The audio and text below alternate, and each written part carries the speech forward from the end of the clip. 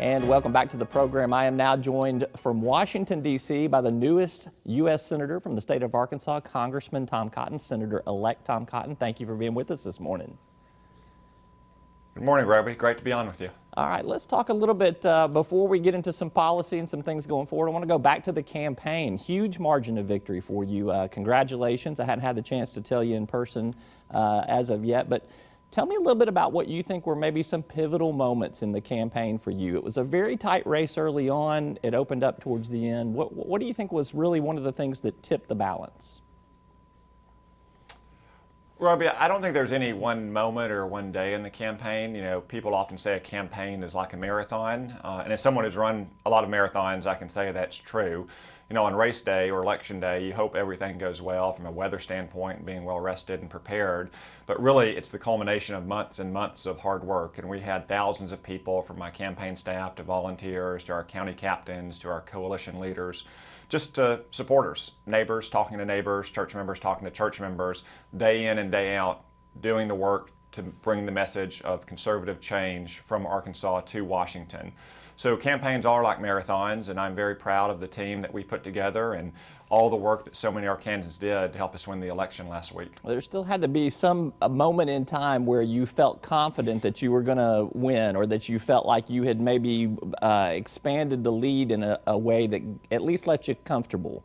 Do you know when that time period was? Can you share that at least?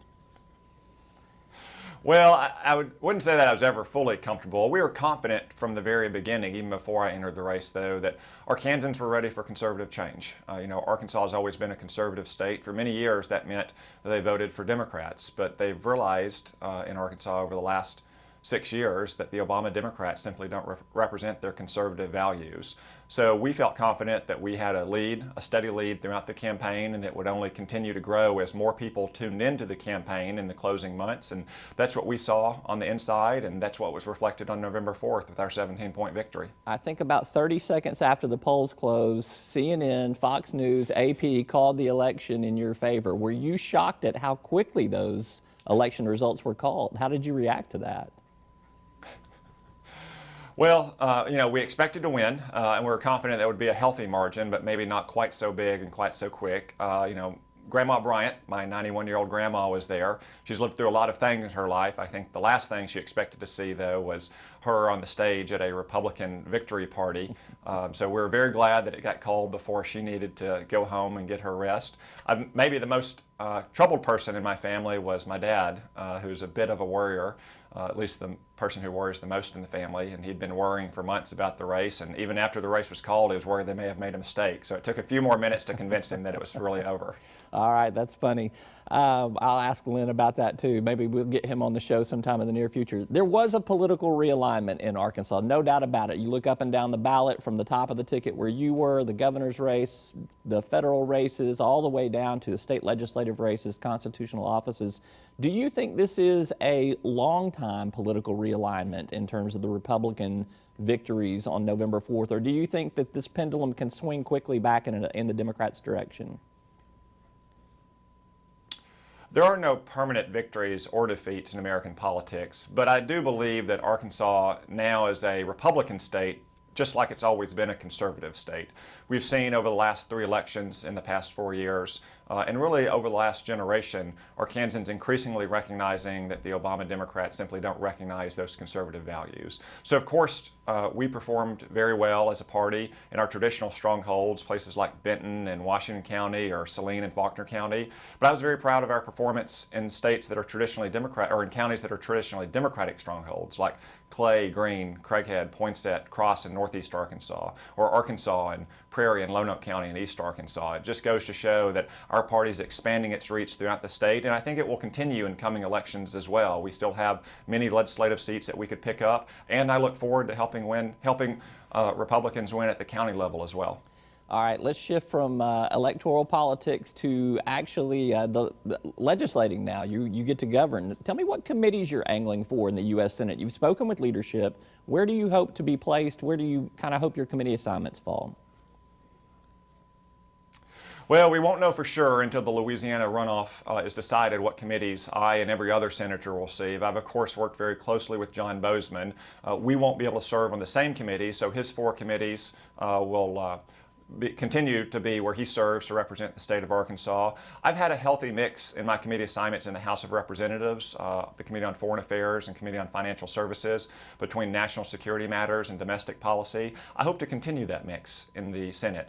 You know, the people of Arkansas were very concerned throughout this campaign about threats to our national security, like a nuclear Iran or the Islamic State. Also very concerned with the sluggish pace of our economy and the lack of jobs or rising wages in Arkansas. So from a national security standpoint, you know, I'll be looking at armed services, intelligence, foreign relations. From a domestic standpoint, you know, whether it's banking or energy and natural resources or judiciary, a lot of important committees to help serve the interest of the people of Arkansas in conjunction with John Bozeman on his committees. Christmas is coming up. Mitch McConnell could give you an early Christmas present. If you could have one committee assignment out of all those that you just mentioned, which one would you want the most? Well, all the committees that I just mentioned, and really any committee in the Senate, is an important place to serve. It's important ways to represent the people of Arkansas. So in the end, you know, I'll be happy with whatever committees I get, and I'll work hard for the people of Arkansas.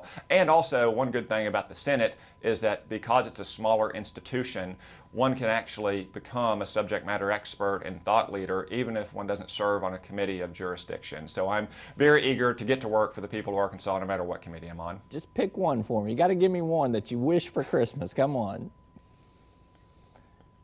I wouldn't want to bias the process, and I'm going to be happy with all my committee assignments, and whatever my committee assignments, I'm going to be working on the issues on which I campaigned. All right, I'm going to let you off the hook after that because we got short window time here. Let's talk about some issues that have surfaced already since the election. The president appears poised to maybe exert some executive action on the issue of immigration reform. He wants to bypass the Congress, as he has done a couple of times on this, perhaps amnesty for parents of U.S. children or immigrants who are born here in the United States, deportation for those with criminal history. What are your thoughts on this executive action? Are these changes he's proposed something that are in line with you philosophically? No, from the standpoint of the rule of law, we have a president. We don't have a Caesar.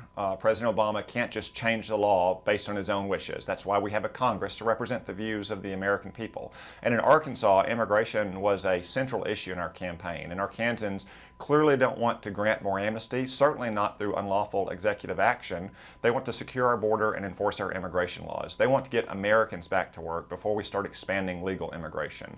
So I'm hopeful that the president will change his mind and will listen to the results of the election, with which the American people and the people of Arkansas spoke in a very clear voice last week, rather than move forward with this unlawful executive action. If he does, then of course Congress will take action to try to stop that, and that'll be a priority of mine over the next 2 months in the House of Representatives, and then starting immediately in January in the Senate. Yeah, the president has said that if you want to undo his executive action, Congress can pass whatever they want to do to address it. So he's kind of thrown the challenge to you guys. Do you think there will be some action from Congress regardless of what the president does? Well, the president once taught constitutional law, and he should go back to the Constitution and realize that the Congress makes the laws that governs the people of this country. The president does not. The president enforces those laws. The president can't simply change the laws. And if he does take unlawful executive action, then yes, I expect that Congress will protect our role in our constitutional system, which is really just another way of saying we will represent the views and the interest of Arkansans and all Americans from across the country who oppose this action. If you look in a state like Oregon, which is not exactly as conservative as Arkansas, they just rejected on the ballot a measure to give driver's license to illegal immigrants by almost 2 to 1. It's clear what the American people think about this matter, and they're not on the side of the president. Let's talk about another issue that has shaken loose since the election, and that's the Keystone XL Pipeline project. There seems to be some growing consensus among congressional members, at least, to get this moving in the right direction. How quickly might we see action? Might this happen in the old Congress, or do you think it waits till the new Congress? Well, there's still one election to be decided in Louisiana. They have a runoff in 3 weeks between incumbent Democrat and Obama ally Mary Landrieu and my fellow Congressman Bill Cassidy. I'm very surprised that after 4 years of delay on this matter, Harry Reid and the Senate Democrats are finally going to move on it. I guess a near-death election experience can cause you to see things in a different perspective. The House of Representatives later today will be passing a bill for Bill Cassidy to once again move forward with the Keystone Pipeline. I'm hopeful that electoral politics can finally provide the right incentive to Senate Democrats to act so we can move forward on this common sense project.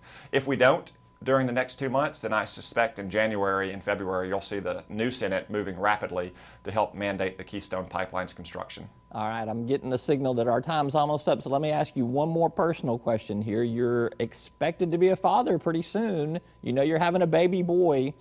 You want to tell us maybe what you're planning on naming your child? It's not going to be Barack Obama, although you do owe a lot of your political success to him. But what name might you have for your child here?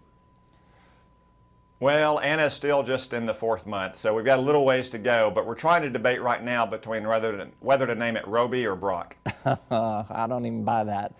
But I appreciate the sentiment there. Senator-elect Tom Cotton, thank you very much for being with us today. We appreciate you.